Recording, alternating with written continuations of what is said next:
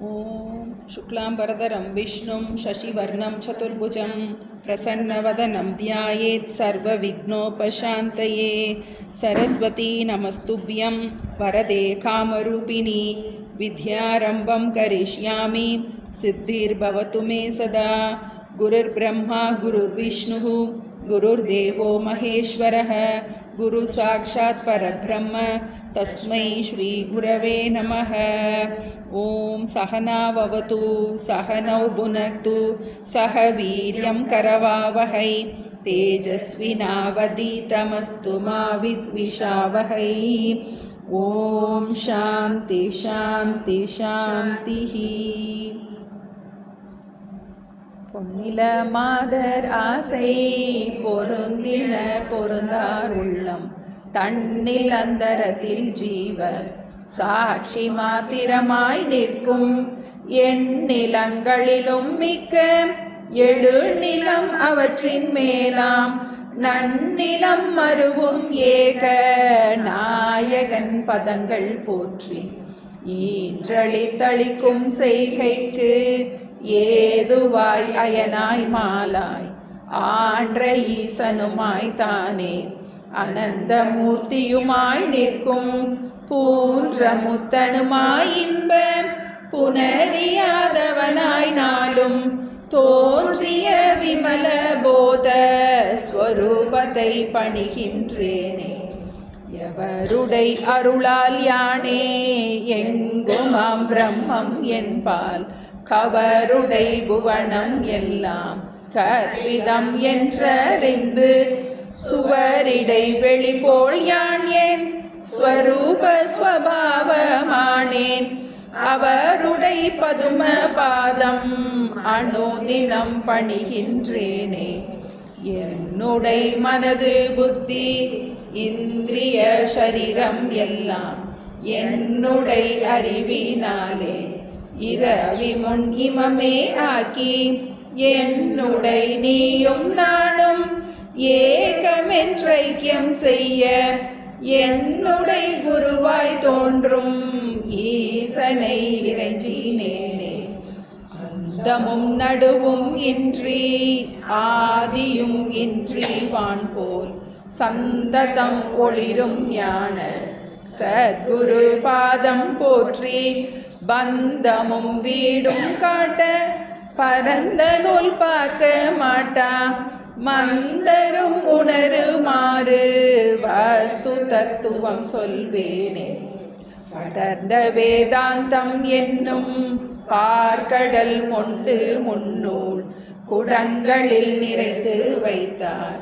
குறவர்கள் எல்லாம் காய்ச்சி கடைந்தெடுத்தளித்தேன் இந்த கைவல்ய நவநீதத்தை. அடைந்தவர் விடைய மண் தின்று அலைவரோ பசியிலாரே. முத்தனை வெங்கடேச முகுந்தனை எனையாட்கொண்ட கர்த்தனை வணங்கி சொல்லும் கைவல்ய நவநீதத்தை. தத்துவ விளக்கம் என்றும் சந்தேகம் தெளிதல் என்றும் வைத்திரு படலமாக வகுத்துரை செய்கின்றேனே. வைத்திரு படலமாக வகுத்துரை செய்கின்றேனே. பாடல் 26. சந்தேகம் தெளிதல் படலம்.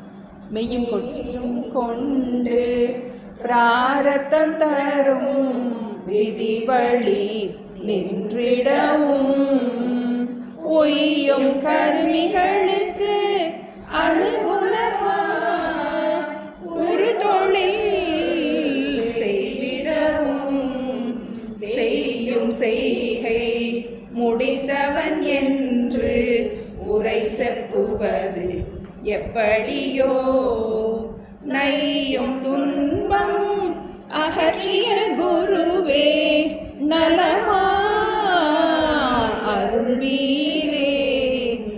ஆடவர் செய்தொழில் மூவகையாகும் அவித்தை வசத்துருநாள் ஏடனை மமதை அகந்தை உள்ளார்க்கே இகபர விவகாரம் வீடனுபவம் எனும் இச்சை உள்ளார்க்கே வித்தை படிப்பதெல்லாம் பாடல் மிகு தொழிலால் பலன் உண்டோ பரிபூரணம் ஆனால் குரவர் சிகாமணியே கேளீர் நீர் கூறின வழிபோக்கும் பரமுடன் ஈகமும் இழந்தவரன்றோ பழகுவர்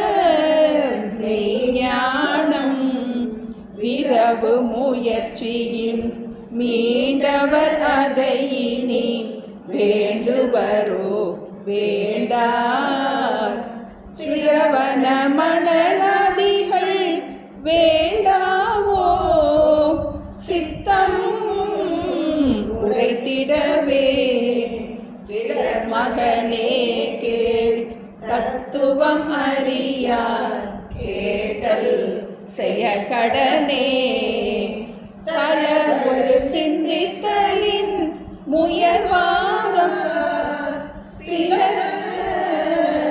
சந்தேகங்கள் உள்ளார் தெளிதரின் நேர்ப்பார் விபரிதவே தீரா வாதனையோர் வெளி ஒரு வாயறிவாய் நிறைவாயின வேண்டுவதென்று உண்டோ ஐயா கேளீர் தத்துவ ஞானியும் அஞ்ஞானிகள் போல செய்யா நின்றேன் கண்டேன் உண்டேன் சென்றேன் எனலாமோ பொய்யாம் விபரீதங்கள் அவர்க்கு போயின என்றீரே மெய்யாம் பிரம்ம விசாரம் ஈரன்றே வெளியாய் உரையீரே ஓய்ந்த கணாவில் கண்ட பழங்கதை ஓதுவன் வாதனையார் ஆய்ந்தறிவுற்றவன் அப்படி செப்புவன் ஆபாசனும் ஆகான் மாய்ந்ததன் உடல் வேமளவும் விண்ணவன் மனுடன் எனப்படுவான் வீந்த சிதாபாசன் போமளவும் விவகாரம் தொடரும் ஆனால் ஐயா குருவே காண்பது அசத்தியம் என்றாலும் நானா விவகாரம்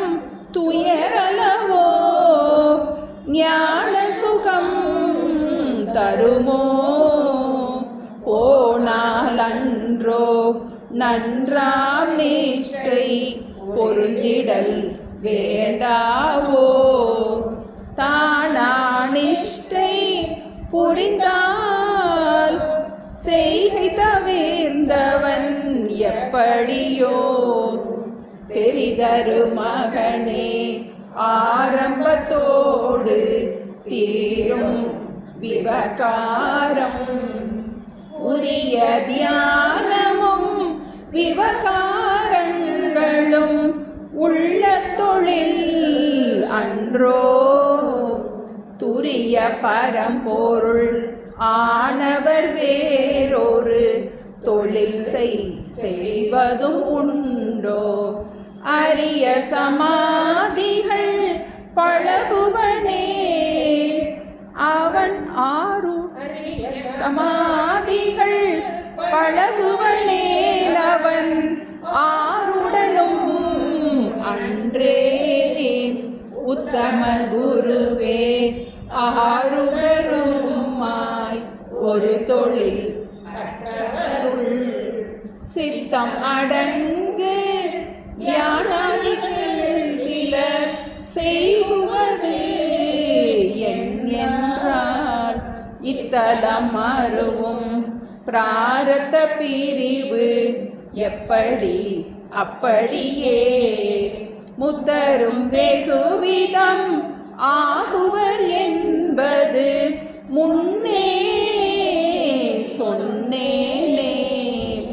நல்லவனே கேள் உலகுபகாரம் ஞானிகள் விவகாரம் அல்லது வேறொரு பெரும் இல்லை அதனால் பிரியும் இல்லை.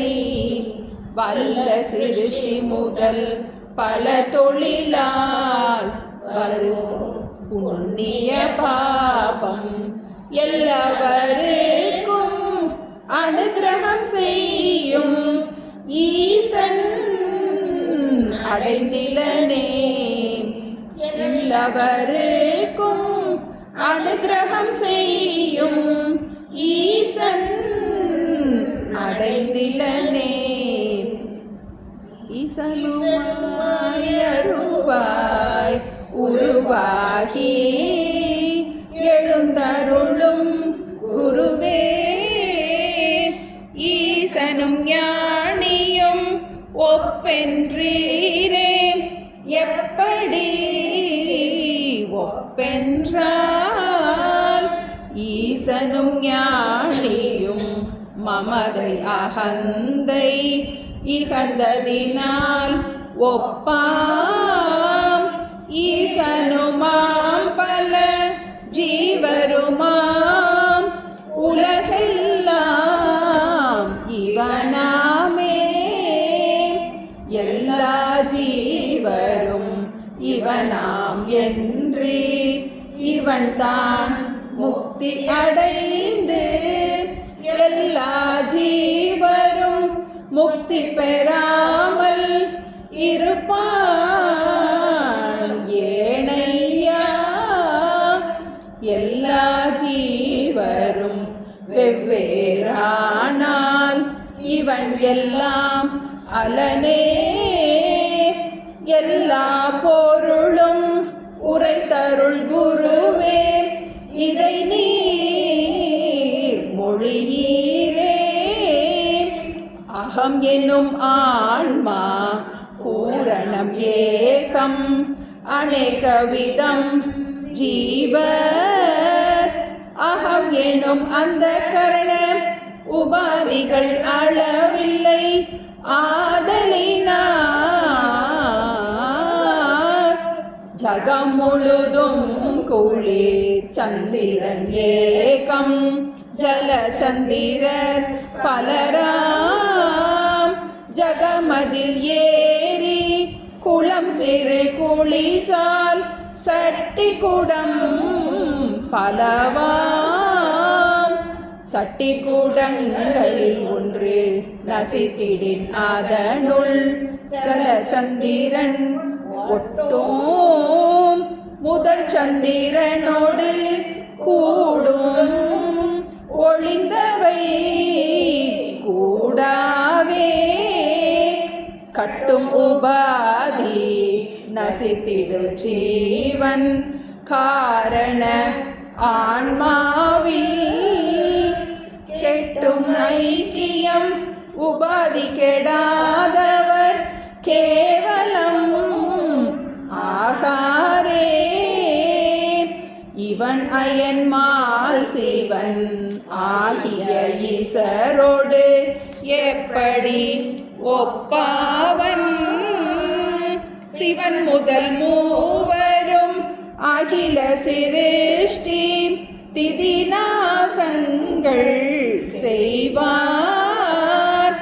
அவர் பிறர் மதிகளும் முக்காலங்களும் அறிவார் விபு ஆவார்.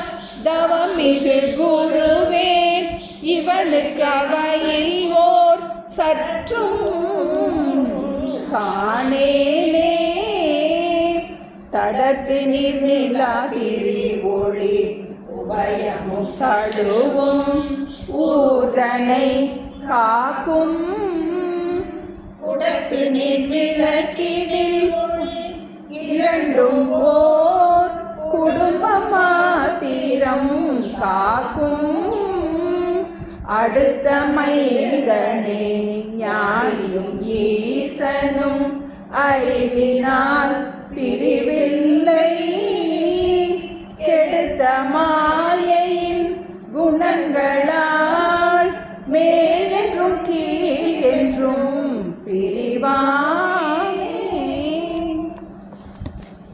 கைவல்ய நவநீதம்.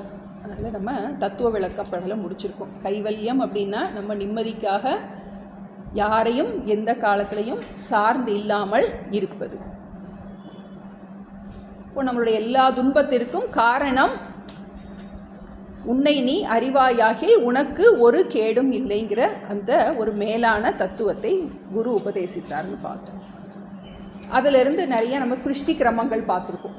எப்படி இந்த ஜீவன், ஜெகத்து, ஈஸ்வரன் 3 பேரும் எப்படி சிருஷ்டிக்கப்பட்டார்கள் அப்படிங்கிறத பார்த்து எப்படி அபவாதம் பண்ணுவது அப்படிங்கிறதையும் பார்த்தோம். இப்போ நம்ம சந்தேகம் தெளிதல் படத்தை பலவிதமான சந்தேகங்கள். முதல்ல நமக்கு அந்த வஸ்துவில் இருக்கிற சந்தேகம். வஸ்து மனதிற்கு எட்டுமா எட்டாதா, வாக்கிற்கு எட்டுமா எட்டாதா. இப்போ நம்ம பார்க்குறதெல்லாம் அந்த ஞானியை பற்றின சந்தேகங்கள் வந்துட்டு. ஏன்னா இது நமக்கு எதனால் இந்த சந்தேகம் வருது அப்படின்னா, இதில் கேள்வி எல்லாமே விவகாரம் பண்ணுற ஞானியை பற்றியே அவன் கேட்குறான்.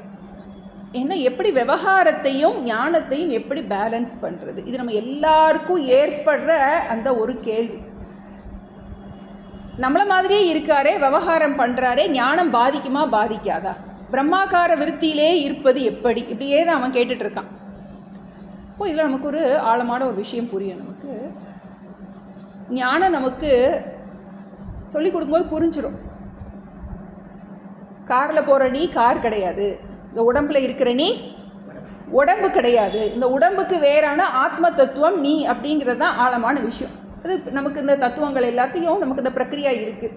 பார்ப்பவன் பார்க்கப்படும் பொருளுக்கு வேறானவன், கனவை பார்க்குற நீ யார், இப்படிலாம் கேள்வி கேட்கும்போது நமக்கு புரிஞ்சிருது. ஆனாலும் துன்பம் போக மாட்டேங்குது, விவகாரம் வேறு இருக்குது. இப்போ இது நம்ம எப்படி ஹேண்டில் பண்ணுறது விவகாரத்தையும்?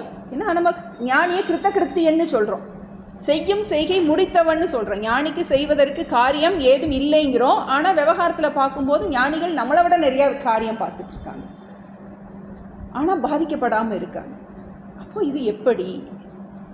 இப்போது விவகாரத்தையும் ஞானத்தையும் பேலன்ஸ் பண்ண முடியுமா முடியாதா? இப்போ இதுக்கு நமக்கு இதில் அவர் டைரெக்டாக ஆன்சர் நமக்கு இல்லை. ராமகீதைன்னு ஒரு டெக்ஸ்ட் இருக்குது. அது லக்ஷ்மணனுக்கு ராமர் உபதேசம் பண்ணுறார். சீதையை கொண்டு போய் காட்டில் விட சொல்லிடுறார் ராமர்.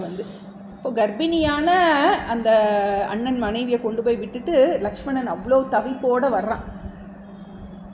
அவன் மன கொதிப்பில் அவன் ரொம்ப டிப்ரெஷனில் இருக்க மாதிரி இருக்கான். அப்போ அந்த சமயத்தில் ராமர் அவனுக்கு இந்த ஆத்ம தத்துவத்தை உபதேசம் பண்ணுறாரு.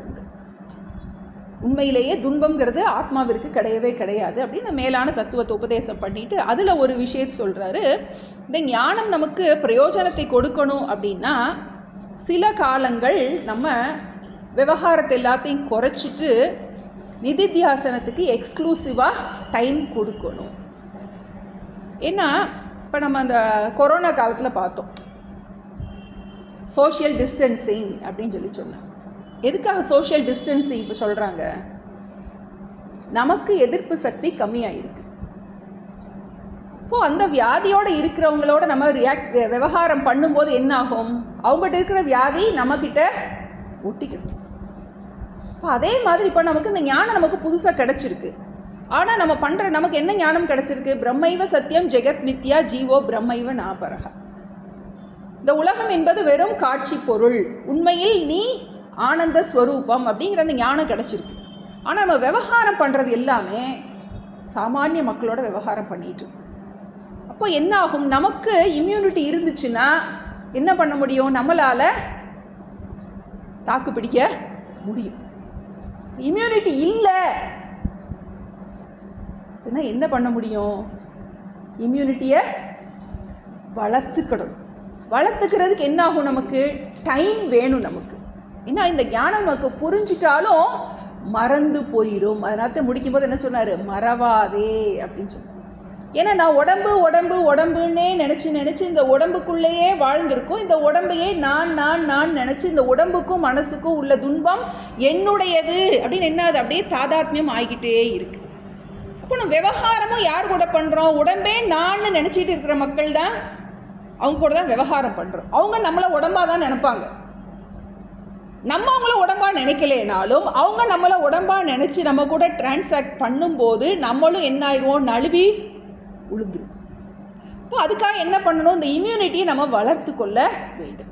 இப்போ அதுக்கு தான் என்ன பண்ணுறோம்? நம்ம கொஞ்ச நாளைக்கு சோஷியல் டிஸ்டன்சிங், விவகாரத்தை எல்லாத்தையும் கொஞ்சம் குறைச்சிக்கிட்டு இதையே நம்ம அபியாசம் பண்ணும்போது என்ன ஆகும் அப்படின்னா, பல ஜென்ம பழக்கத்தாலேன்னு கொடுத்துட்டார். பல ஜென்மமாக நான் அந்த உடம்புன்னே நினச்சி எனக்கு பழகிட்டதுனால, இந்த உடம்போட துக்கத்தெல்லாம் என்னுடைய துக்கம்னு நினச்சி பழகிட்டதுனால, இந்த உடலுக்கு வேறான ஆத்மஸ்வரூபம் நான்கிற அதில் நம்மளால் என்ன பண்ண முடியல? நிற்க முடியலை. நழுவுமோ குருவேன்னா கேட்குறான். ஏன் கேட்குறான்? நழுவி இருக்கு. அப்போது அதுக்கு என்ன பண்ணணும்? நம்ம நிதித்தியாசனம்ங்கிறத நம்ம அதுக்கு நிறைய டைம் கொடுக்கணும். நமக்கு விவகாரத்தை கண்டிப்பாக குறைச்சிக்கிடணும். முழுமையாக விட்டுட்டு போகிறதுங்கிறதுக்கு பாக்கியம் இருந்தவங்க என்ன பண்ணலாம்? கொஞ்ச நாள் விவகாரத்தை விட்டுட்டு நிஷ்டை அடைஞ்சதுக்கு அப்புறமா என்ன பண்ணலாம்? நல்லா விவகாரம் பண்ண முடியும். அப்படி இல்லை அப்படின்னா என்ன பண்ணணும்? விவகாரத்தை கொஞ்சம் குறைச்சித்தான் ஆகணும். அது நமக்கு பேலன்ஸ் பண்ண தெரியணும். ஏன்னா இந்த கிருத்தகிருத்தியத்துவம் அப்படிங்கிறது நமக்கு உள்ளே இருக்க வேண்டிய ஒரு அக நிறைவு, உள்ளத்தில் இருக்க வேண்டிய ஒரு நிறைவு. அந்த நிறைவு எப்படி வரப்போகுது? அகத்தில் எப்படி நிறைவு வரப்போகின்றது?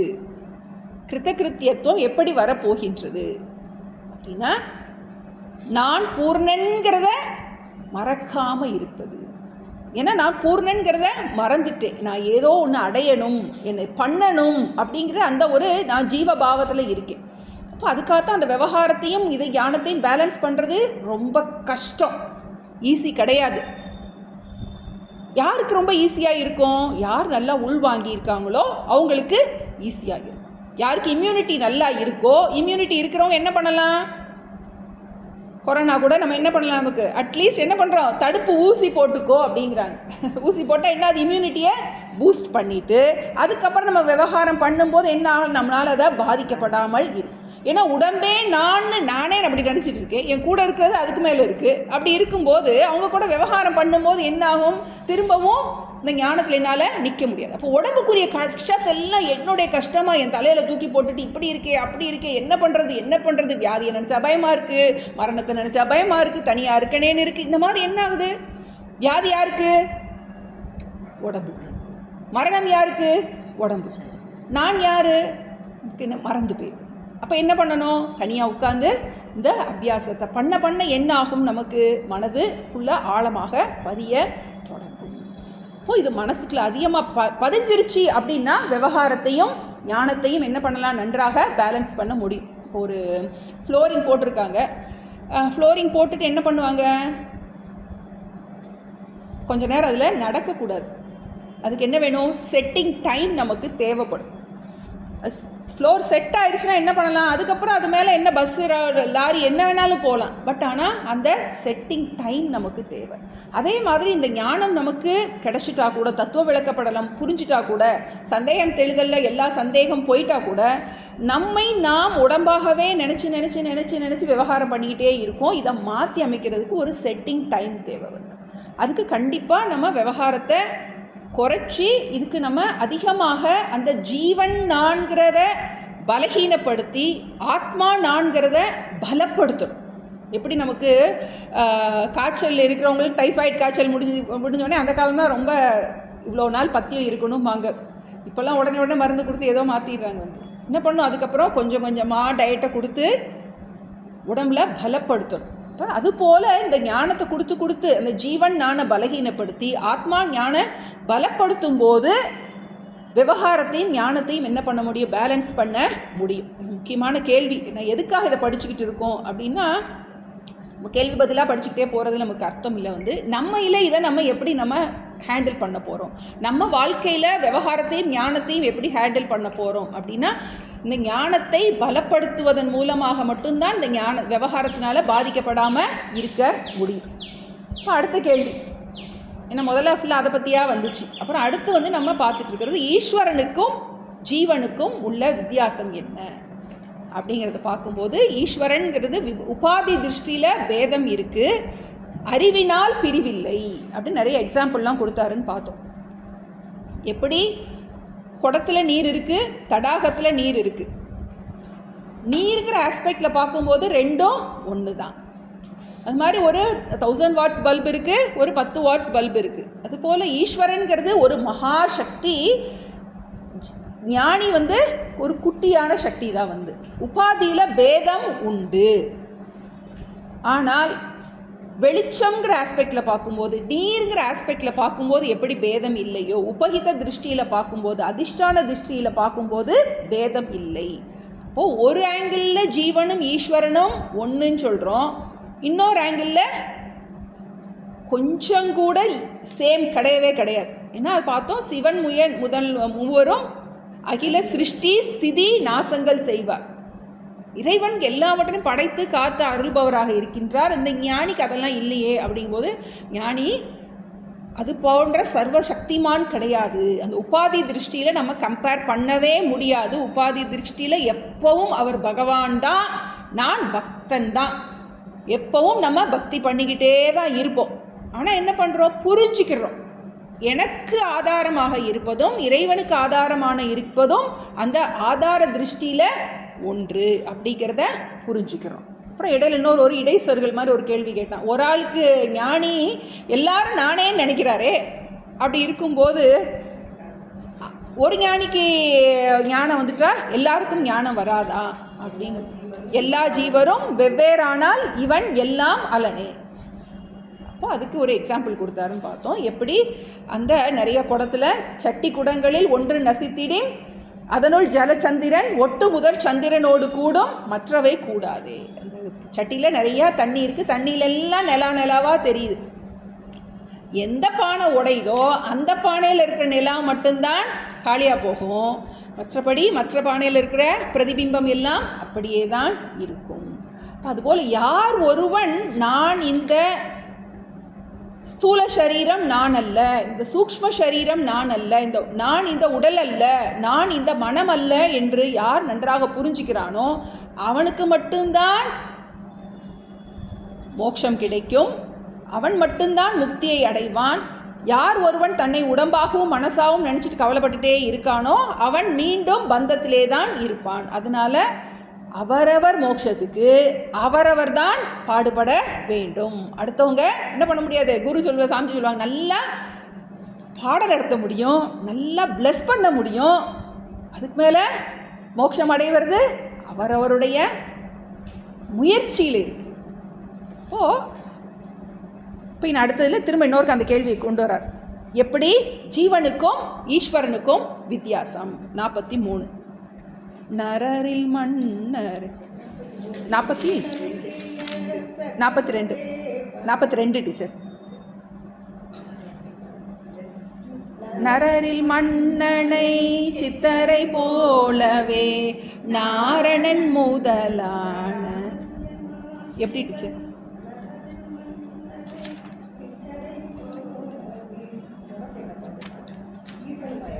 ஆமாம்,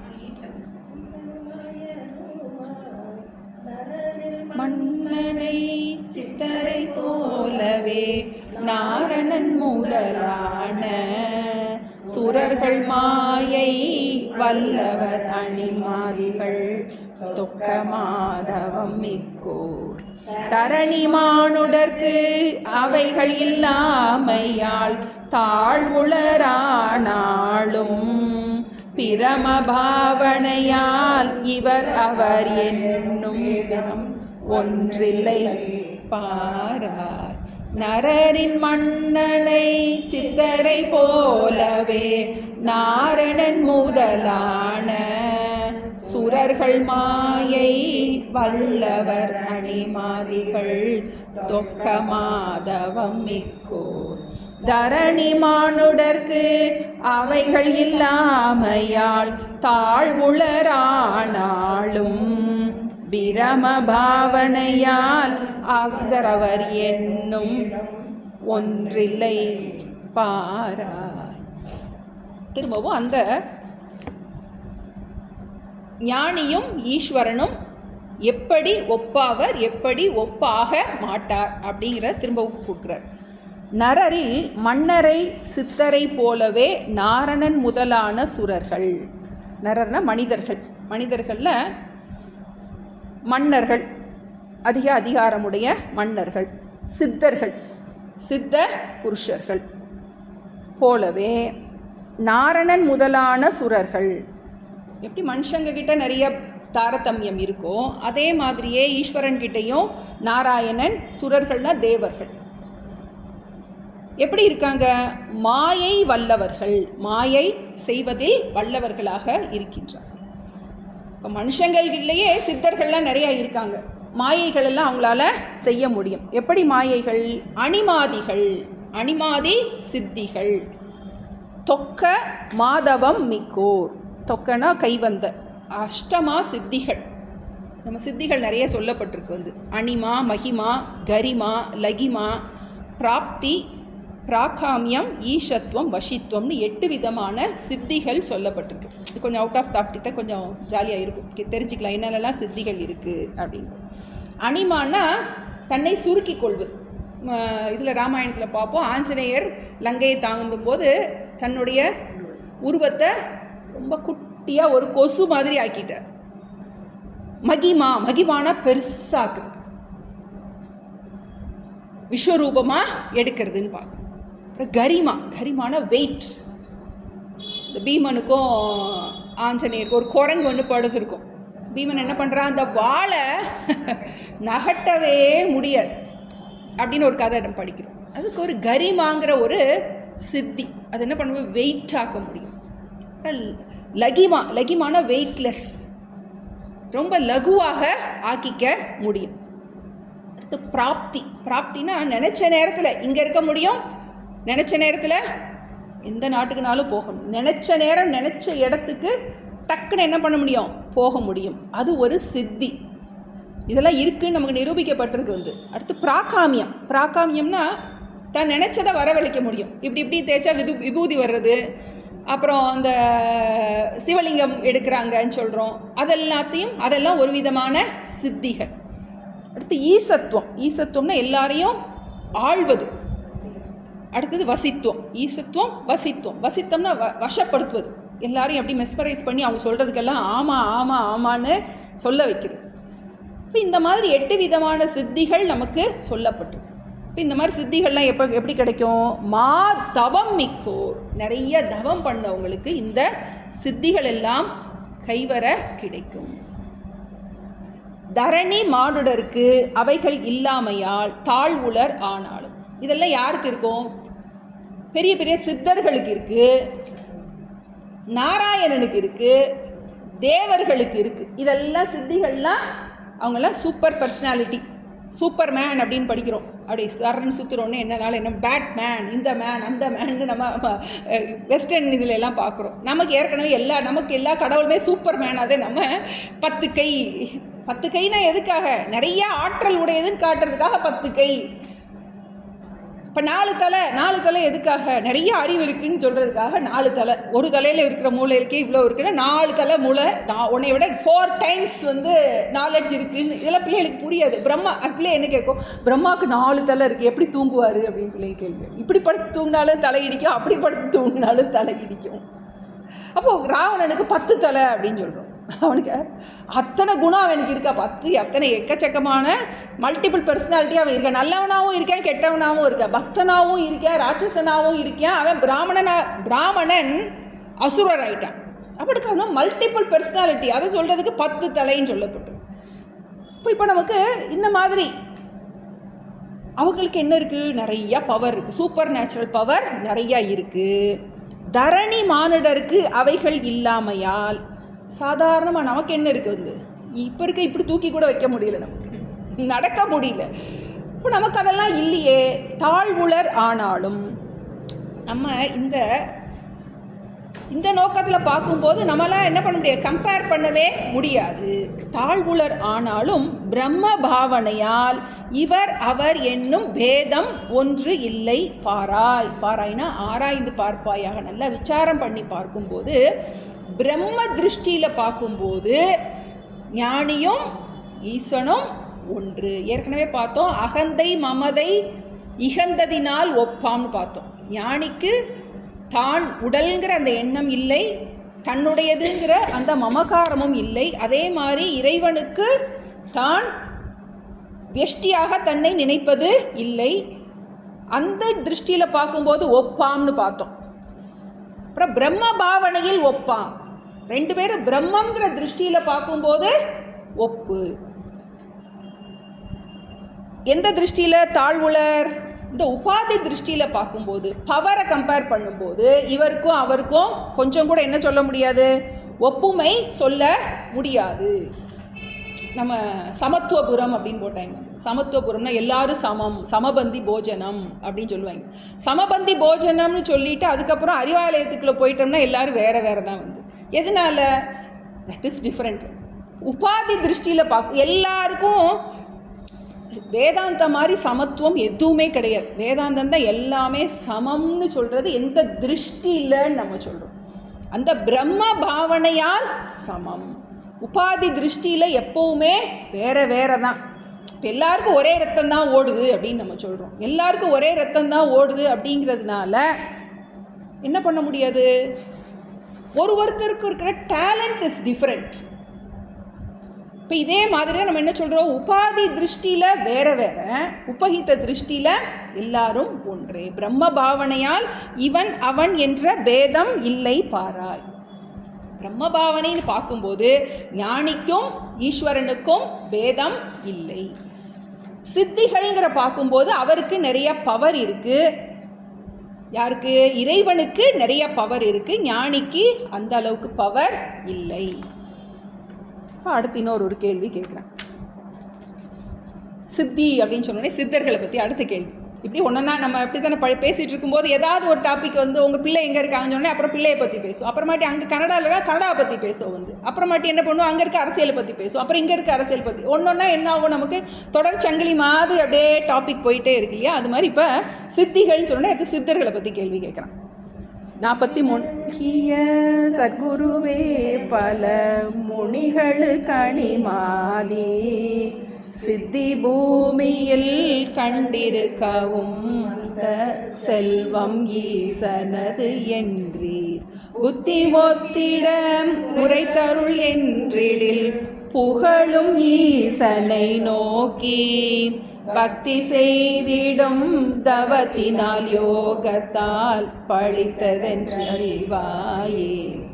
முக்தி நல்கிய சத்குருவே பல முனிகள் கணிமாதி சித்தி பூமியில் கண்டிருக்கவும் அந்த செல்வம் ஈசனதென்றீர் புத்தி ஒத்திட உரைத்தருள் என்றிடில் புகழும் ஈசனை நோக்கி பக்தி செய்திடும் தவத்தினால் யோகத்தால் பழித்ததென்ற அறிவாயே. சித்தி அப்படின்னு சொன்னோடனே எனக்கு ஒரு கேள்வி வந்துருச்சு. சித்தின்னு சொல்கிறீங்களே வந்து சித்திலாம் எப்படி வருது அப்படின்னு ஒரு கேள்வி. முக்தி நல்கிய சத்குருவே, எனக்கு முக்தியை கொடுத்த சத்குருவே, பந்தத்திலிருந்து என்னை விடுவித்த, பூர்ணமாக துன்பத்திலிருந்து முழுமையாக என்னை விடுவித்த குருவே, சத்குருவே. குருவே சத்குருவே, சத்குருவேன்னா சம்பிரதாயமான குருவே. பல முனிகளுக்கு அனிமாதி சித்தி பூமியில் கண்டிருக்கவும். பார்க்குறோம் நம்ம பல முனிவர்கள் அவங்க சித்திகள் இருக்குன்னு சொல்கிறாங்களே. இந்த பூமியில் நிறையா பேர் சித்திகள் இருக்கிறவங்கள பார்க்குறோம். ஆனால் நீங்கள் ஏற்கனவே என்ன சொன்னீங்க, அந்த செல்வம் ஈசனது என்றீர். அந்த ஈசனுக்கு அந்த சித்திகள் உண்டு அப்படின்னு 40வது பாட்டில் சொல்லியிருக்காரு. வந்து சிவன் முதல் மூவரும் அகில சிருஷ்டி சிதி நாசங்கள் செய்வார், அவர் பிறர் மதிகளும் முக்காலங்களும் அறிவார். இப்போ இறைவனுக்கு தான் இந்த மாதிரி சித்திகள்லாம் இருக்குன்னு சொல்கிறீங்களே, இப்போ இங்கே நம்ம பார்க்குறோம் சித்தர்களும் நிறையா இருக்காங்களே, இதை புரிஞ்சிக்கிறதுக்கு புத்தி ஒத்திட உரை தரும். நான் புரிஞ்சிக்கிற மாதிரி, நான் ஏற்றுக்கிறது மாதிரி எனக்கு நீங்கள் புத்தி ஒத்திட உரைத்து அருள வேண்டும் அப்படின்னு கேள்வி இது. என்றிடில் என்று கேட்பாயாகில் புகழும் ஈசனை நோக்கி. எப்படி இந்த சித்திகள்லாம் வருது? ஏன் சிலருக்கு மட்டும் இந்த மாதிரி சில பவர்ஸ் எல்லாம் இருக்குது. சிலரால் என்ன பண்ண முடியும்? நடக்க போகிறது எல்லாத்தையும் கணிச்சு சொல்ல முடியும். சிலர்கிட்ட போனதெல்லாம், சிலருக்கு எப்படி இருக்குன்னா நடந்ததெல்லாம் கரெக்டாக சொல்லுவாங்க, சிலர் நடக்க போகிறதெல்லாம் கரெக்டாக சொல்லுவாங்க. இந்த மாதிரியெல்லாம் நிறைய பேருக்கு சித்திகள், இந்த விபூதி வர்றது, இந்த மாதிரி பார்க்குறோம். இப்போ இதெல்லாம் எப்படி? என்றிடில் புகழும் ஈசனை நோக்கி, எல்லோராலும் புகழப்படும் அந்த ஈஸ்வரனை நோக்கி பக்தி செய்திடும் தவத்தினால் யோகத்தால் பலித்தது என்று அருள்வாயே. இப்போ எப்படி சில பேர், அதனால தான் நம்ம ஞானிகள்கிட்ட போய் ஆசீர்வாதம் வாங்குகிறோம். ததாஸ்து, அவங்க கொடுத்துட்டாங்க அப்படின்னா நமக்கு அது கண்டிப்பாக கிடைச்சிரும். ஏன்னா அவங்களுக்கு அந்த அனுகிரக சக்தி இருக்குது. இப்போ நம்மளே பார்க்குறோம், இப்போ சில தாவரங்கள் நமக்கு துளசி, இதெல்லாம் நமக்கு தெய்வீகம், அதெல்லாம் நமக்கு தேவதைகளாக நம்ம பூஜை பண்ணுறோம். அவங்களுக்கெல்லாம் அதெல்லாம் வழிபட்டால் என்ன இருக்குது? அவங்களுக்கு அனுகிரக சக்தி இருக்குது. அதுபோல் பக்தி செய்திடும் தவத்தினால் யோகத்தால் பலித்தது என்று அறிவாய். இப்போ உங்களுக்கு இந்த சித்திகள்லாம் எப்படி வந்துச்சு அப்படின்னா, அவங்க என்ன பண்ணியிருக்காங்க? நிறையா பூஜா பலன், நிறைய பூஜை பண்ணியிருக்காங்க. பூஜை பண்ணினா என்ன கிடைக்கும் அவங்களுக்கு? இந்த மாதிரி சித்திகள் வரும். ராவணன் பார்க்குறோம் நம்ம, எத்தனை வேஷம் போடுறான். இதா என்ன பண்ணுறான்? சீதையை கவரும் போது வேஷம் போட்டு தான் சிவ வேஷத்தில் வர்றான்னு பார்க்குறோம். அந்த மாதிரி மந்திர சித்திகள் நிறையாக இருக்கின்றது. அதெல்லாம் எதனால்? பூஜா பலன். யார் பூஜை பண்ணாலும் கிடைக்கும். ஆனால் நம்ம அதை எப்படி பயன்படுத்துகிறோங்கிறது ரொம்ப முக்கியம். பக்தி செய்திடும் தவத்தால், தபோபலன், நிறைய விரதங்கள் நிறையா இருக்கிறவங்களுக்கு இந்த மாதிரி என்ன ஆகும்? இந்த சித்திகள் வந்துடும். யோகத்தால், அஷ்டாங்க யோகம் பார்க்குறோம், இந்த குண்டலினி யோகம், அந்த யோகம், இந்த யோகம்ங்கிறோம். அவங்களால என்ன பண்ண முடியும்? எல்லாத்தையும் முக்காலத்தையும் அறிய முடியும். இதெல்லாம் நமக்கு மறுக்கவே இல்லை, எல்லாமே இருக்குது. ஆனால் இவைகள் எல்லாமே ஞானத்துக்கு இடைஞ்சல். ஏதாவது சித்தி கித்தி வந்துச்சு அப்படின்னா அத்தோட தொலைஞ்சோம். இப்போ நமக்கே எல்லார் மனசில் இருக்கும், எனக்கு தெரிகிற மாதிரி ஒரு சித்தி வந்துச்சுன்னா என்ன ஆகும்? ஒவ்வொரு மனசுலையும் யார் யார் என்னென்ன நினச்சிட்டு இருக்காங்க அப்படிங்கிற சித்தி வந்துச்சுன்னா அத்தோட நிம்மதி போச்சு. அது மாதிரி சிலருக்கு எல்லாரோடையும் யார் யார் எப்பப்போ இறக்க போகிறாங்க அப்படின்னு டேட் வந்து தெரியுமா? அதெல்லாம் என்ன கொடுமை. பகவான் பல விஷயத்தை மறைச்சி வச்சுருக்கார். நம்ம சித்தியின் மூலமாக இதெல்லாம் தெரிஞ்சுக்கிறோம். அப்படின்னா சிலருக்கு என்ன வந்தோம்னா, இவங்க உண்மை பேசுகிறாங்களா பொய் பேசுகிறாங்களாங்கிறத தெரிஞ்சுக்கிற சித்தி. இப்படிலாம் நிறைய சித்திகள் இருக்குது. இதெல்லாம் எதனால் கிடைக்கும்? நீ நிறைய பூஜை பண்ணின, தவம் பண்ணின அப்படின்னா கிடைக்கும். பக்தி செய்திடும் தவத்தினால் யோகத்தால் பலித்தது என்று அறிவாயே. அடுத்ததே தொடருது, நல்லா ஜாலியாக இருக்கும் உங்களுக்கு. சிவஸ்வரூபமாம் தேசிக மூர்த்திகே சித்தி முத்தி இரண்டும் தவம் உலோர் அடைகுவர் எனில் அவர்கள் போல் சகலரும் அடைவாரே. அவர்கள் பூர்வம் சித்தியும் ஞானமும் அடைந்ததும் கண்டோமே. இவர்கள் ஞானிகள் என்றிடில் சித்திகள் இவர் கிளவக ஏதோ.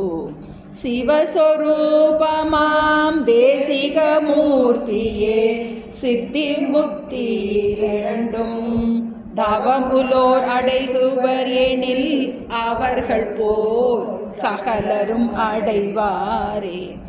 அவர்கள் பூர்வம் சித்தியும் ஞானமும் அடைந்ததும் கண்டோமே. இவர்கள் ஞானிகள் என்றிடில் சித்திகள் இவர் கிளவக ஏதோ. இப்போ இந்த சிஷ்யன் தன்னோட குருவை பற்றி சொல்கிறான். சில ஞானிகள், நம்ம ஞானிகள் பார்க்குறோம், சிவஸ்வரூபமாம் தேசிக மூர்த்தியே குரு அட்ரஸ் பண்ணுறான். குருவுக்கு சிவஸ்வரூபம், சாக்ஷாத் அந்த ஈஸ்வர ஸ்வரூபம். அப்படிப்பட்ட அந்த தேசிக மூர்த்தி திஷ்னாலே திஷத்தினாலே உபதேசம் பண்ணுறது, உபதேசம் பண்ணி நம்மை காப்பாற்றுகின்றார். அப்படிப்பட்ட அந்த குருமூர்த்தியே இப்போ நீங்கள் சொல்லியிருக்கீங்க தவம் பண்ணால் சித்தி கிடைக்கும், முக்தி கிடைக்கும் அப்படின்னு சொல்லியிருக்கீங்க. சித்தி முக்தி இரண்டும் தவம் உலோர் அடைவர். அதுக்காக நிறைய பிரயத்தனப்படுறவங்க, முயற்சி பண்ணுறவங்களுக்கு சித்தியும் கிடைக்கும் முக்தியும் கிடைக்கும்னு நீங்கள் சொல்கிறீங்க. எனில் அவர்கள் போர் சகலரும் அடைவாரே. நீங்கள் சொல்லியிருக்கீங்க தவம் பண்ணால் சித்தி கிடைக்கும் முக்தி கிடைக்கும்னு சொல்லியிருக்கீங்க. ஆனால் நான் பார்க்குறேன் சில பேருக்கு சித்தி மட்டும் இருக்கிறதையும் பார்க்குறேன், சில பேர் ஞானிகள் சித்தி இல்லாமல் ஞானம் மட்டும் இருப்பதையும் நாம் பார்க்கின்றோம். அவர்கள் போல் சகலரும் அடைவாரே, எல்லாருக்கும் ரெண்டும் கிடைக்கணுமே. ஆனால் அவர்கள் பூர்வம் சித்தியும் ஞானமும் அடைந்தது கண்டோமே. பூர்வம்னா அந்த காலத்தில் ஒரு எக்ஸாம்பிள் சொல்கிறோம். நமக்கு அந்த காலத்தில் துர்வாசர்லாம் பார்க்குறோம். பிடி சாபம் அப்படின்னு அவர் சொல்லிட்டா என்னாகும், அந்த சாபம் அழித்து விடும். அவங்களுக்கு என்ன, அந்த அனுகிரக சக்தி இருக்குது, சாபத்தை கொடுக்குற சக்தி இருக்குது, பாபத்தை விமோச்சனம் பண்ணுற சக்தி இருக்குது. ஞானிகளாகவும் அவங்க இருந்திருக்காங்க. இப்போ வசிஷ்டர் பார்க்குறோம், விஸ்வாமித்திரர் பார்க்குறோம். இப்போ அவங்களுக்கெல்லாம் என்ன இருக்குது, அவங்களுக்கு பலவிதமான சித்திகள் இருக்குது. விஸ்வாமித்திரர் தனியாக ஒரு சொர்க்கத்தையே சிருஷ்டி பண்ணுறாருன்னு பார்க்குறோம். இப்போ அந்த மாதிரி சிருஷ்டி பண்ணுற அவங்களுக்கு சித்திகளும் இருக்குது, ஞானிகளும் இருக்குது. எப்போது, அந்த காலத்தில், பூர்வ காலத்தில், புராண காலத்தில் நம்ம படிக்கிறோம். அவங்களுக்கு பலவிதமான சித்திகள் இருந்திருக்கு, ஞானமும் இருந்திருக்கு. இவர்கள் இந்த காலத்தில் இருக்கிறவங்க ஞானிகள் என்றிடில் சித்திகள் இவருக்கு இல்லா வகை ஏனும். அவர் தன்னுடைய குருவை பார்த்தே கூட கேட்கலாம், உங்களுக்கு ஒன்று இந்த மாதிரிலாம் சித்திலாம் இல்லையே, அப்படி இருந்துச்சுன்னா நீங்கள் அப்படியே ததாஸ்தூன்னு நிஷ்டவதி பவ அப்படின்னு சொன்ன உடனே எனக்கு நிஷ்டை வந்திருக்கலாமே. நாங்கள் முழுக்க படித்து என்ன பண்ண வேண்டியது இருக்குது, நழுவுமோ நழுவி விழுந்து கொஞ்சம் கொஞ்சமாக ஏறிக்கிட்டு இருக்கோமே. இந்த மாதிரி சித்திகள்லாம்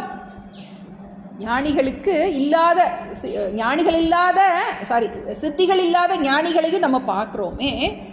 எதனால இந்த டிஃப்ரென்ஸ் இருக்குது? அந்த காலத்தில் இருக்கிறவங்க ஞானியாகவும் இருந்திருக்காங்க, சித்தர்களாகவும் இருந்திருக்காங்க. இப்போ நம்ம பல பேர் பார்க்குறோம், ஞானிகளை பார்க்குறோம் தனியாக பார்க்குறோம், சித்திகள் தனியாக பார்க்குறோம். இந்த டிஃப்ரென்ஸ் எதனால அப்படின்னு சொல்லிட்டு கேட்குறான். ஒரு நமக்கு நல்ல கரெக்டான கேள்வியாக தான் இருக்கிற மாதிரி தெரியும். ஏன் இப்படி இருக்குது, இவங்களுக்கு ஏன் சித்தி இல்லை, இவங்களுக்கு யாரை நம்ம சித்தர்னு யாரை சொல்கிறோம், ஞானின்னு யாரை சொல்கிறோம்? அதுக்கு ஒரு பதில் சொல்கிறேன். காமியதவம் காமியம் ஒன்றையும் கருதிட தவம் என்றும் பூமியில் தவம் இருவகை சித்தியும் போதமும் தருமைந்தா. ஆமிவற்றில் ஒன்றை இயற்றினால் ஒன்றையே அடைகுவர் இது தீர்வை. யாமுரைத்த அவ்விரண்டையும் இயற்றினால் அன்றுள்ள பெரியோரே. காமியதவம் காமியம் ஒன்றையும் கருதிடதவம் என்றும் பூமியில் தவம் இருவகை சித்தியும் போதமும் தருமைந்தா.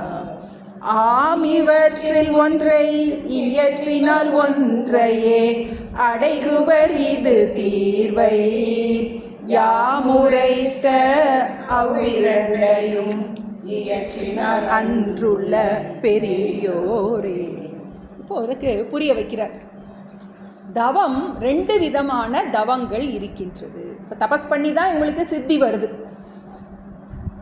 நிறைய தபஸ் பண்ணி ஞானம் வருது. ஞானத்துக்குரிய தபஸ் நம்ம விசாரம்ங்கிற என்கின்ற ஞானம். அந்த ஞானத்தினால விசாரம்ங்கிறதுனால ஞானம் வருது. பக்தி செய்து யோகத்தால் சித்திகள் வருது. இப்போ இந்த தவத்தை ரெண்டு விதமாக பிரிக்கலாம் அப்படிங்கிற. காமிய தவம் காமியம் ஒன்றையும் கருதிடா தவம். இப்போ நான் தவம் பண்ணும்போது எனக்கு இதெல்லாம் வேணும் நம்ம என்ன பண்ணுறோம், ஒரு சங்கல்பத்தோடு என்ன பண்ணுறோம், பண்ணுறதுக்கு பேர் காமிய தவம். அதுக்கு சம்ஸ்கிருதத்தில் சகாம தர்ம அனுஷ்டானம். ஒரு சங்கல்பத்தோட ஒரு விருப்பத்தோட ஒரு தவம் பண்ணுறது. ராவணன் இந்த உலகத்தையே ஆளணுங்கிறதுக்காக ஒரு கோரமான தவம் பண்ணான். அது என்ன தவம்? காமிய தவம். காமியம் ஒன்றையும் கருதிடாதவம். எனக்கு எதுவுமே வேண்டாம், எனக்கு இந்த பூஜை பண்ணுறதே நல்லா இருக்குது, எனக்கு இந்த ஸ்தோத்திரம் படிக்கிறதே நல்லா இருக்குது, எனக்கு இந்த ஸ்தோத்திரம் பண்ணுறதே பாக்கியம், இந்த சரீரம் கிடைச்சது, இந்த நாக்கு எனக்கு கிடைச்சது, திருப்புகழை பாட பாட வாய் மணக்கும். இப்போ வாய் மணக்கிறதுக்காக நான் என்ன பண்ணுறேன்? இந்த பாட்டை பாடுறேன்.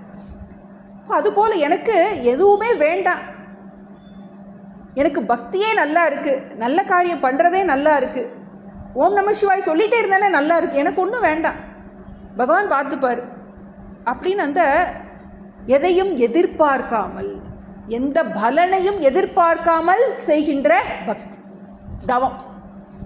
தவம் 2 விதம் இருக்குது. காமிய தவம், காமியம் ஒன்றையும் கருதிடா தவம். அதே மாதிரி எனக்கு இந்தந்த சித்திகள்லாம் வேணும் அப்படின்னு சொல்லிட்டு தவம் பண்ணலாம், இல்லை எனக்கு எந்த சித்தியுமே வேண்டான்னு சொல்லிட்டோம் தவம். இப்போ 2 விதமாக இருக்கிட்டு. இப்போ நமக்கு ஏதாவது ஒரு ஃபங்க்ஷன் வைக்கிறோம் அப்படின்னா லிஸ்ட்டு கேட்பாங்க, வந்து வெஜிடேரியன் நான் வெஜிடேரியன் டிக் பண்ணுங்க அப்படின்னு சொல்லி. வெஜிடேரியன்னா வெஜிடேரியன் டிக் பண்ணுறோம், நான் வெஜிடேரியனா நான் வெஜிடேரியன். வெஜிடேரியனுக்கு இது மெனு இருக்குது, நான்வெஜ்ஜுக்கு இது மெனு இருக்குதுன்னு கொடுத்துறான். இவன் பார்க்குறேன், நான்வெஜ்ஜுக்காரன் பார்க்குறேன், வந்து ஓ வெஜ்ஜில் இதெல்லாம் கொஞ்சம் நல்லா இருக்கே, 2லேயுமே டிக் அடிச்சிட்டா நல்லா இருக்குமே வந்து அப்படின்னு சொல்லிட்டு சில பேர் என்ன பண்ணலாம், இதுவும் வேணும் எனக்கு அதுவும் வேணும்னு என்ன பண்ணலாம், டிக் அடிக்கலாம். அதுபோல் சிலர்கள் எனக்கு ஞானம் மாத்திரம் போதும்னு டிக் பண்ணலாம். சிலர் என்ன பண்ணலாம், எனக்கு சித்தி ஞானம் யாருக்கு வேணும், வந்து இப்போவே எனக்கு வந்து கோடீஸ்வரன் ஆகிறதுக்கு என்ன மாதிரி ரசவாதம் இந்த மாதிரிலாம் எனக்கு நினச்சதெல்லாம் நடந்தால் நல்லா இருக்குமே, வந்து ஞானம்லாம் ஞானத்தை வச்சு என்ன பண்ண முடியும் அப்படின்னு என்ன பண்ணலாம். சிலர் சித்திக்கு ஓட்டு போடலாம், சிலர் என்ன பண்ணலாம் ஞானத்துக்கு ஓட்டு போடலாம். சில பேர் என்ன பண்ணலாம், சித்தியும் ஞானமும், ஞானம் வரணும், ஞானத்தை நான் நிறைய பேருக்கு கொடுக்கணும், அதுக்கு பெருசாக ஆசிரமம் கெட்டணும், இப்படிலாம் என்ன பண்ணலாம், நினச்சா நடந்துடும், ஞானிகள் நினச்சா நடந்துடும். இப்போ சிலர் என்ன பண்ணலாம், ஞானமும் வேணும் சித்தியும் வேணும் 2ம் வேணும்னு சொல்லி கேட்டிருக்கலாம். காமியத்தவம் காமியம் ஒன்றையும் கருதிடா தவம் என்று பூமியில் தவம் 2 வகை, 2 வகை இருக்குது. சித்தியும் போதமும் தரும் மைந்தா. சித்தி போதம்னா ஞானம். காமிய தவத்தினால சித்தி கிடைக்கும், காமியம் ஒன்றையும் கருதிடாத தவத்தினால போதம் கிடைக்கும். கரெக்டாக புரிஞ்சுக்கணும். நீங்கள் வந்து இப்போ சகாமமாக நீ கேட்டீங்கன்னா உனக்கு சித்தி வேணும் கேட்டால் கிடைக்கும். கடவுள் என்னென்ன நம்ம கேட்குறோமோ கேட்குறதெல்லாம் நம்ம கொடுத்துருவார். கொடுத்துட்டு நம்ம என்ன கேட்டோமோ அதிலையே ப்ராப்ளத்தை கொடுப்பார். அது நமக்கு புரியாது. இப்போது காமிய தவம், நீ எதை பொருள் எந்த விரும்பினதுனாலும் கேட்டு தவம் பண்ணலாம், இல்லை எதுவுமே வேண்டான்னாலும் தவம் பண்ணலாம். எனக்கு ஞானம் வேணும்னு தவம் பண்ணலாம், எனக்கு சித்தி வேணும்னு தவம் பண்ணலாம். ஆம், இவற்றில் ஒன்றை இயற்றினால் ஒன்றையே அடைகுவர், இது தீர்வை. நீ இது கேட்டீன்னா இது கிடைக்கும், அது கேட்டீன்னா அது கிடைக்கும். இதுதான் நியமம். யாம் உரைத்த 2ஐயும் இயற்றினார் அன்றுள்ள பெரியோரை. சில பேர் என்ன பண்ணியிருக்காங்க, 2ம் வேணும்னு அவங்களுக்கு 2க்குமே என்ன பண்ணிட்டாங்க, டிக் அடிச்சிட்டு. அடுத்தவங்க கேள்வி கேட்பான், எதனால அவங்க 2 வேணும்னு கேட்குறாங்க, எதனால அவங்க 2 வேணும்னு கேட்குறாங்க. படிச்சிருமா? அமைந்தனே முக்தி ஞானத்தையே அடைந்தனர் அல்லாமல் ஜனகன் மாபலி பகீரதன் முதலினோ சித்திகள் படித்தாரோ. இனிய சித்தியே விரும்பினார் சிலர், 2ஐயும் முயன்றார்கள். அம்முனிவர் சித்திகள் வினோதம் மாத்திரம் தரும் முக்தியை தாராவே. அனகமைந்தனே முக்தி ஞானத்தையே அடைந்தனர் அல்லாமல் ஜனகன் மாபலி பகீரதன் முதலினோ சித்திகள் படித்தாரோ. இனிய சித்தியே விரும்பினார் சிலர் சிலர் இரண்டையும் முயன்றார்கள். முனிவர் சித்திகள் வினோத மாத்திரம் தரும் முக்தியை தாராவே. ரெண்டுக்குள்ள டிஃபரன்ஸை சொல்றார். அனக மைந்தனே, அனகன பாபமற்றவனே, பாபம் இல்லாத சிஷ்யனை பார்த்து சொல்றார். பாவம் இல்லை, எதனால அப்படின்னா, நமக்கு பாவம் இருந்துச்சு அப்படின்னா இந்த சாஸ்திரத்துலலாம் ருச்சியே வராது.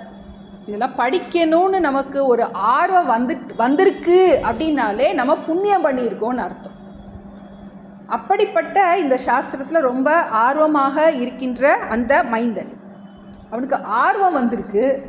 ஆர்வம் வந்தது மட்டும் இல்லாமல் இந்த பாடம் புரியுதுன்னா அதுக்கு மேலே எக்ஸ்ட்ராவாக நம்ம புண்ணியம் பண்ணியிருக்கோன்னு அர்த்தம். அப்போது அதனால பாவம் இல்லாத சிஷ்யனே, மைந்தனேன்னு கூப்பிடுறார். முக்தி ஞானத்தையே அடைந்தனர் அல்லாமல் ஜனகன், மாபலி, பகீரதன் முதலினோர் சித்திகள் படித்தாரோ. ஒரு எக்ஸாம்பிள் கொடுக்குறார். ஜனக மகாராஜா, மகாபலி சக்கரவர்த்தி, பகீரதன், இவங்கெல்லாம் அந்த காலத்தில் புராணங்களில் இருக்கின்ற அவங்கெல்லாம் ஞானிகளாக இருந்திருக்காங்க. அவங்கெல்லாம் எதுக்கு டிக்கு போட்டிருக்காங்க? முக்தி வேணும்னு முக்திக்கு டிக்கு அடிச்சிருக்காங்க. என்ன? முக்தி ஞானத்தையே அடைந்தனர் அல்லாமல் சித்திகள் படித்தாரோ. அவங்களாம் சித்திக்கு ஓட்டு போடலை. ஏன்னா சித்தி வந்துச்சு அப்படின்னா நம்மளால் ஞானத்தில் ஃபோக்கஸ் பண்ண முடியாது. சிலர் என்ன பண்ணாங்க? இனிய சித்தியே விரும்பினார் சிலர். சித்தி வந்தால் என்ன ஆகும்? நிறைய கூட்டம் வரும். இப்போவே நமக்கு ஏதாவது ஒரு அருள்வாக்கு சொல்கிறதுக்கு திடீர்னு கீத கிளாஸா யார் வருவா? 4 பேர் உட்கார்றதே பயமாக இருக்குது. இதே இது அருள்வாக்கு, இவங்க சொன்னதெல்லாம் பழிக்குதான், இவங்களுக்கு எல்லாமே சொன்னதெல்லாம் பழிக்குதான் அப்படின்னு சொல்லிட்டா கூட்டம் வந்துடும். அது மாதிரி அதை விரும்பி இனிய சித்திகள் விரும்பினார் சிலர். சிலர் என்ன பண்ணுறாங்க? சித்திகளை விரும்புகின்றார்கள். புகழ், பணம், சாமி சொல்லுவாங்க எனக்கு எல்லாமே தெரியும், அது மட்டும் அந்த ட்ராக்குக்கு போயிருந்தேன்னா பெரிய கோடீஸ்வரன் ஆகிப்பேன் அப்படின்னு சொல்லுவாங்க. அந்த பிரசனம் பார்க்குறது எல்லாமே சாமிக்கு தெரியும், ஞானமும் தெரியும். ஆனால் அவர் எதுக்கு வந்துட்டாரு? ஞானத்துக்கு தான் வந்திருக்கு. சிலருக்கு என்ன பண்ண முடியும்? அந்த சித்தியே விரும்பினார் சிலர். சிலர் இயன்ற 2ஐயும் முயன்றார்கள். சிலருக்கு என்ன பண்ணுற 2ஐயும் வச்சுருக்காங்க. ஆனால் கண்டிஷன் போடுறார்.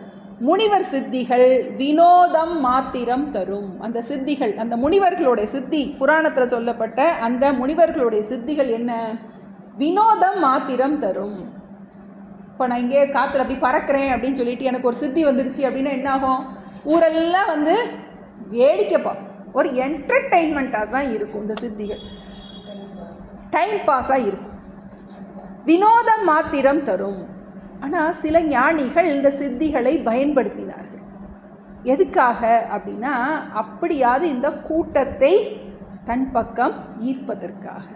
சில ஞானிகள் தவறான பக்கத்தில் இருக்கிறத விட்டுட்டு இவங்க பக்கத்தில் ஈர்ப்பதற்காக என்ன பண்ணுறாங்க? சில சித்திகள் இந்த மகான்கள் கிட்ட இருப்பதை நாம் பார்க்கின்றோம். வினோதம் மாத்திரம் தரும், முக்தியை தாராது. முக்தினா என்னது? முழுமையான மன நிம்மதியை உனக்கு இந்த சித்திகளால் உனக்கு கிடைக்காது. ராமகிருஷ்ணர்கிட்ட ஒருத்தர் வந்தார், நிறைய சித்திகள் இது பண்ணவர் ஒருத்தர் வந்தார். அவர் வந்துட்டு எப்படி வந்தாரா? கங்கையில் நடந்தே வந்தார். வந்தோடனே எப்படி எல்லாரும் இப்படி வேடிக்கை பார்க்குறாங்க. வந்துட்டு ராமகிருஷ்ணர்கிட்ட அப்படி வந்து நிற்கிறாராம். நான் பார்த்தீங்களா, நான் கங்கையில் நடந்தே வந்துட்டேன் அப்படின்னு சொல்லிட்டு வந்தார். உடனே ராமகிருஷ்ணர் ரொம்ப பணிவாக கேட்டாரா, அப்படியா, இந்த சித்திகள் உங்களுக்கு கிடைக்கிறதுக்கு எத்தனை வருஷம் தபஸ் பண்ணீங்க அப்படின்னு கேட்டார். 30 வருஷம் நான் தபஸ் பண்ணி கங்கையில் நடக்கிற சித்தி எனக்கு கிடச்சிருச்சு அப்படின்னா. உடனே ராமகிருஷ்ணர் சொன்னாரா, 30 பைசா கொடுத்தா ஓடக்காரி இங்கேருந்து அங்கே கொண்டு வந்து விட்டுருவா, இதுக்காக நீங்கள் 30 வருஷம் சிரமப்பட்டீங்களா அப்படின்னு சொல்லி கேட்டாராங்க. இப்போது இந்த சித்திகள் நமக்கு ஒரு வினோதம் மாத்திரம் தரும். எல்லாரும் நம்மளை ஆன்னு பார்ப்பாங்க, அதனால நமக்கும் பிரயோஜனம் கிடையாது, அடுத்தவங்களுக்கும் பிரயோஜனம் கிடையாது. வினோதம் மாத்திரம் தரும், முக்தியை தாராவே. இந்த இதில் பாகவதத்தில் உத்தவ கீதையில் ஒரு பகுதி இருக்குது அது ஃபுல்லாக சித்திகளை பற்றியே கொடுத்துருக்கு. கிருஷ்ணர் உத்தவருக்கு சொல்கிறார், இது பண்ணினா இதெல்லாம் கிடைக்கும் அப்படின்னு நிறைய சித்திகள் இருக்குது. நீ மூக்கிலையே தியானம் பண்ணினா எந்த ஸ்மெல்லு உனக்கு நீ நினச்சினாலும் அந்த ஸ்மெல் வருமா, கூடு விட்டு கூடு பாயிருது. இந்த மாதிரி எத்தனையோ சித்திகள் இருக்குது. அதில் கிருஷ்ணர் சொல்லிட்டு கடைசி சொல்கிறாரு, இந்த சித்திகள் எல்லாம் நீ அறிந்து கொள்வதற்காக மட்டுமே உத்தவா, இவற்றையும் நீ பயிற்சி பண்ணுவதற்காக அல்ல அப்படின்னு சொல்லிடுறாரு. இந்த சித்திகள்னால் இருந்துச்சுன்னா என்ன ஆகும், நம்மளுடைய வாழ்க்கை என்ன ஆகும்னா அந்த சித்திகள்னால பிரபலம் வந்துடும். அதுக்கப்புறம் நிறையா நிம்மதி இருக்காது. அப்புறம் தவறான பிரயோகங்கள் வர தொடங்கிடும். இந்த சித்திகள் நிறையா தவறான பிரயோகங்கள் வர தொடங்கிடும். அதனால் இந்த முனிவர் சித்திகள் வினோதம் மாத்திரம் தரும். சும்மா ஒரு என்டர்டெயின்மெண்ட் மாதிரி, மேஜிக் ஷோ மாதிரி தான் இருக்குமே ஒழிய உனக்கு முக்தியை தாராவே.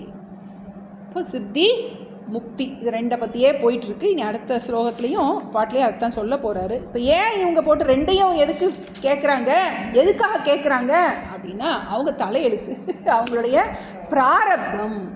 பிராரப்தம் அப்படி இருக்கின்றது. அதனால அவங்க சித்தியும் கேட்குறாங்க, முக்தியும் சில பேர் கேட்டிருக்காங்க. நம்ம இந்த மாதிரி பிராரப்தம்லாம் நமக்கு வேண்டவே வேண்டான்னு நம்ம முக்தி மட்டுமே போதும்னு சில ஞானிகள் என்ன பண்ணுறாங்க, இந்த முக்தியே போதும்னு சில பேர் ஜனகன், மாபலி, பகீரதன் முதலினோர் என்ன பண்ணலை, சித்தியை பழகவில்லை. ஞானத்திலேயே அவர்கள் நிறைவாக இருந்தார்கள். நம்ம அடுத்த கிளாஸில் மேற்கொண்டு போகிறோம்.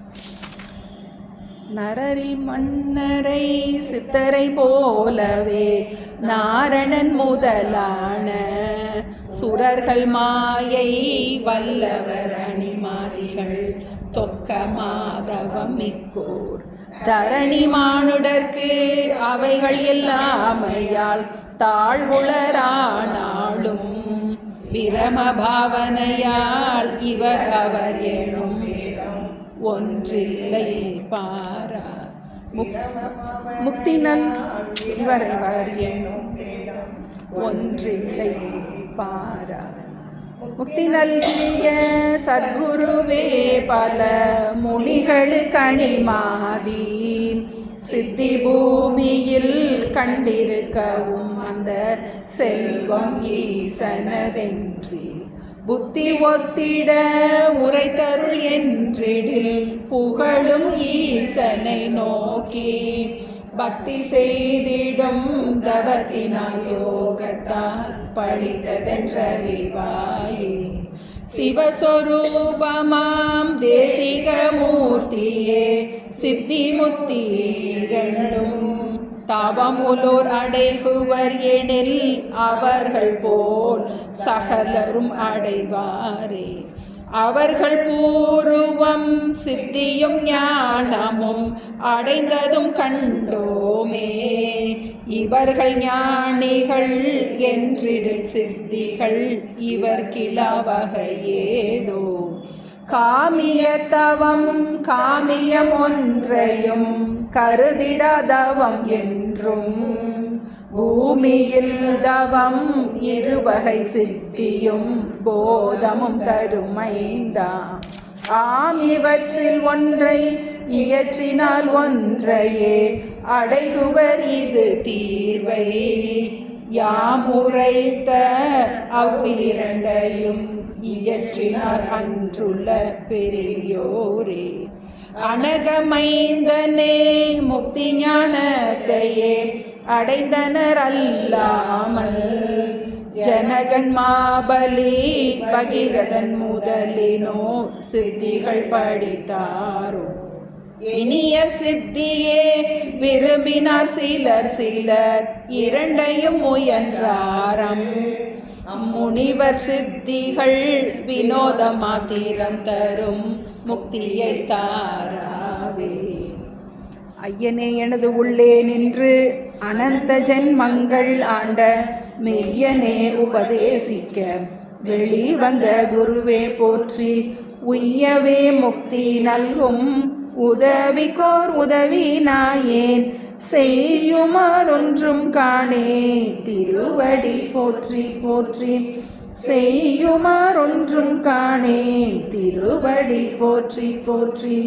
ஓம் பூர்ணமத பூர்ணமிதம் பூர்ணாத் பூர்ணமுதச்யதே பூர்ணஸ்ய பூர்ணமாதாய பூர்ணமேவாவசிஷ்யதே.